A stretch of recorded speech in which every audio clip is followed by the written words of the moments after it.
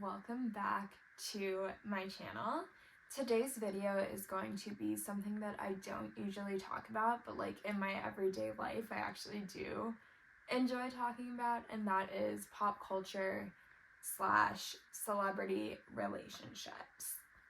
So this video is going to be a deep dive into Joe Jonas and Sophie Turner's relationship and divorce. With that being said, I would like to preface this with I am going to try to be as neutral as possible in this video. I obviously do have my own opinions on their relationship and also their divorce, but I will try to remain neutral and just report the facts as they are. So, why don't we start with a little background into who they are separately. So Joe Jonas is from New Jersey, and he and his brothers have a band called the Jonas Brothers, and they started on Disney Channel. So like their music video Year 3000 would play in between like commercial breaks for Disney. And they were also in a Disney movie called Camp Rock and Camp Rock 2. They took a break in 2013. And then in 2016 or 2015, Joe started his band called DNCE. And then the Jonas Brothers got back together in 2019, and they are still together now. And then Sophie Turner is from the UK.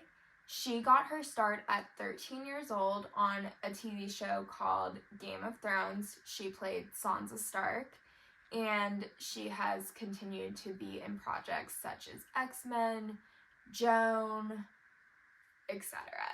So that's a little background on who they are as individuals. Let's get into the deep dive.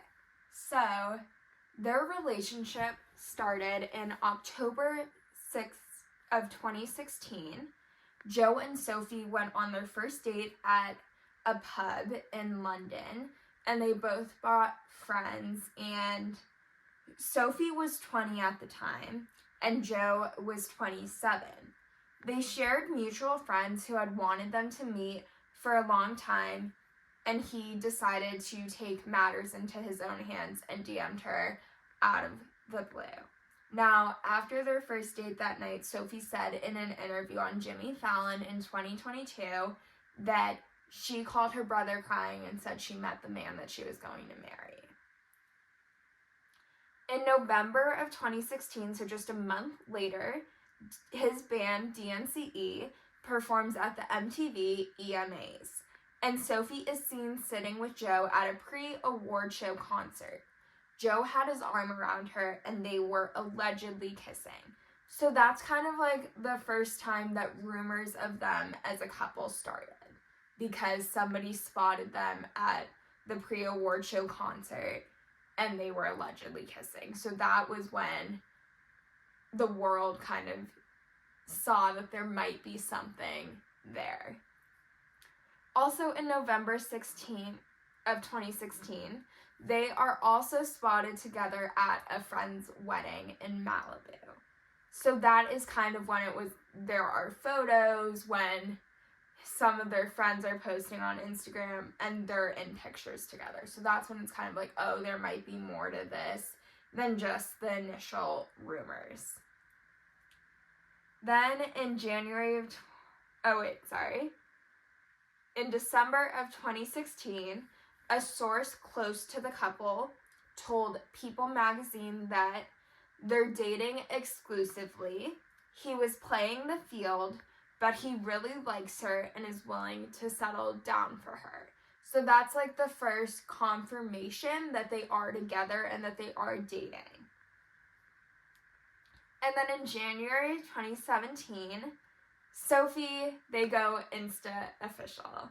Sophie posts Joe on her Instagram on New Year's Day, and they make it official.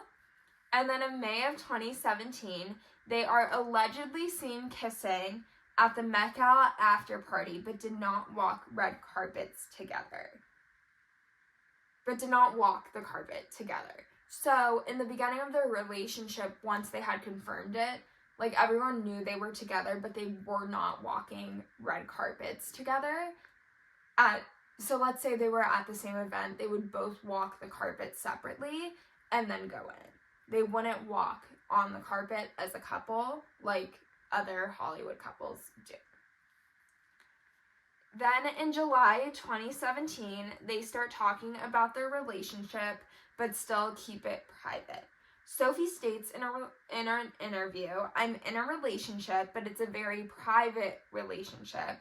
On July 21st at Comic-Con, she calls him a good accessory before getting flustered. So that's like the first time that Sophie really talks about her relationship with Joe in public and for the world to see. We already knew they were together, but we've never heard her talk about it. So in September of 2017, they adopt a puppy together. Now, that's like usually the sign that things are getting more serious, is like when you adopt a dog together, and that is exactly what they did. And then October 15th, 2017, after just a year of dating, they post on Instagram that they are engaged. She captioned it, "I said yes," and he captioned it, "She said yes." April of 2018, Sophie opens up and says that it's, quote, "lovely to be engaged." October 18th, they make their red carpet debut at a Louis Vuitton fashion show. Sophie posts a pic from an event where he is kissing her cheek. So for that, Sophie is a Louis Vuitton ambassador. So she is always at their fashion shows and is always dressed by them generally for a red carpet. So that's why they made their red carpet debut at the Louis Vuitton show. In December of 2018, they spend the holidays in London with both of their families after Nick and Priyanka's wedding.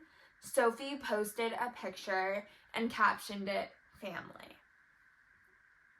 In March of 2019, Sophie says that Joe helped her find herself after an identity crisis from being in the spotlight at a young age.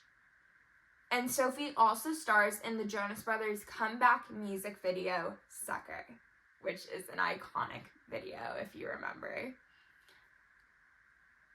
And then in May of 19, we're jumping a bit, Sophie reveals that they secretly broke up for 24 hours, describes it as the worst 24 hours of her life, and then they also get married in Las Vegas after the Billboard music videos. Now, it was supposed to be a secret wedding, but Diplo was there, and Diplo live streamed their wedding on Instagram for the world to see. In June of 2019, they get married in France and have their big European wedding. The Vegas wedding was just the legal aspect to do it in the United States. And then we jump a full year to July of 2020. They give birth to their first daughter, Willa. And then in February of 2022, Sophie does an interview with Elle saying that she wants to move to the UK and Joe's not on board, so she's trying to get Joe on board. Now, this is where my neutrality kind of fails a bit, because when I saw and watched that video for the first time, as soon as I heard her say that, I knew that their relationship was over, because we had never really seen a celebrity couple before air an issue as big as where they are going to live out for the internet, the world, everyone to judge and have opinions on. We had never seen that done before until Sophie went on Elle magazine and did that. And for me, I was like, oh, Joe's not gonna like that. Because for me, like, it just felt like it should be a private matter between them two, not between the world. And it sort of feels like Sophie did that to get her fans on her side and sort of pressure Joe into moving. That's my opinion on it. I know I'm probably going to be hated on for saying that, but whatever. May 2022, Joe and Sophie walk the Met Gala, sorry, I cannot speak. May 2022, Joe and Sophie walk the Met Gala red carpet and reveal that she is pregnant with their second child. In July of 2022, they give birth to their second daughter. And then we skip to 2023. So rumors of divorce start September 1st when Joe appears at his Jonas Brothers concerts, because they were on tour at the time, without his wedding ring. So there was a few days where like Joe would sometimes wear his wedding ring and then sometimes wouldn't, and that obviously started rumors that like maybe their relationship isn't going as good as we thought it was, or like they are breaking up. And then on September 3rd, 2023, TMZ reported that Joe has been talking with divorce lawyers in LA. So that's like the first hint that we get that like, oh, this is serious. He is speaking with divorce lawyers. He is actively thinking about divorcing her. And then on September 5th, 2023, TMZ reports that Joe has officially filed for divorce, citing the marriage is irretrievably broken and that he is requesting joint custody. So that is the first like confirmation that we get of Joe has filed. He is citing that the marriage is irretrievably broken and he wants 50-50 custody of their daughters. And then September 6, 2023, they issue a joint statement on Instagram confirming the divorce, saying that they've had a wonderful marriage and that they are asking for privacy for both them and their children. Right. Seems very amicable. Seems like they're on the same page. Like they both just want it to be private and not a big spectacle. Now, this is where it takes a turn for the worst. On September 1st, 2023, we get a report that Sophie has sued Joe for keeping their children from returning with her to England and cites the Hague Convention. Now, the Hague Convention is a law between, I think it's Europe, US. I'm not a lawyer. I don't know exactly. But basically, it's a law that says that if a parent is keeping the child from their habitual residence, and you can prove that, then it is child kidnapping. Now, we don't actually know what their legal residence is, so I'm not going to report on that speculation. However, it is important to note that when she did this, their daughters were in a hotel room with her. So they were actively with her when she sued him for this. And then on September 25th, 2023, they legally agree to keep the children in New York while they figure out their custody case. So basically, neither one of them can travel with them or take them outside of New York City. Basically to prevent like kidnapping or anything like that while they figure out Sophie's lawsuit. And then on October 4th, they start an intense 3-day mediation for custody because they wanted to try and do this privately. Oh, before that, they went to court and faced the judge for the custody kidnapping lawsuit, and Sophie attended. Joe did not. It was not required for either party to attend, just their lawyers. Sophie's lawyer argued that it should be done right away and that it would just be between them. Joe's lawyer argued that Joe is busy touring until January that with the amount of witnesses that Joe has and that would be testifying, the trial would take multiple days, if not a week.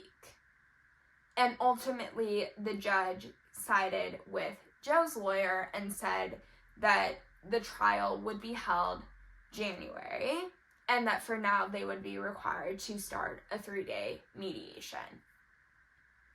October 10th, court documents reveal an agreement and the couple release a statement. Quote, "After a productive and successful mediation, we have agreed that the children will spend time equally in loving homes in both the U.S. and the U.K. They said, "We look forward to being great co-parents." So at that point, it was like, okay, this was messy, but they finally got it resolved. They're finally on the same page. Like, it's not going to be as public going forward. Unfortunately, that was not the case. And at that time, their custody arrangement was they would each get 2 weeks with their daughter, and a nanny could fly them to the UK or to New York. They didn't actually have to fly them. That was the custody agreement at that point in time. On October 12th, so 2 days after they reveal an agreement and the couple release their statement, Joe files to October 12th, Joe files to dismiss the public divorce case to do it privately in mediation. So after a really intense period of like the couple going back and forth in court and in the media, they come to that decision. They look forward to being great co-parents, and then Joe files to not do it in court and to just do it privately in mediation, which makes sense considering that they were a very private couple and that they don't show their children, and their children are very private to the world. So like it made the most sense to do that. And then this is where it gets even more messy, because on November 1st, Sophie is spotted kissing a new man, aristocrat Perry Pearson.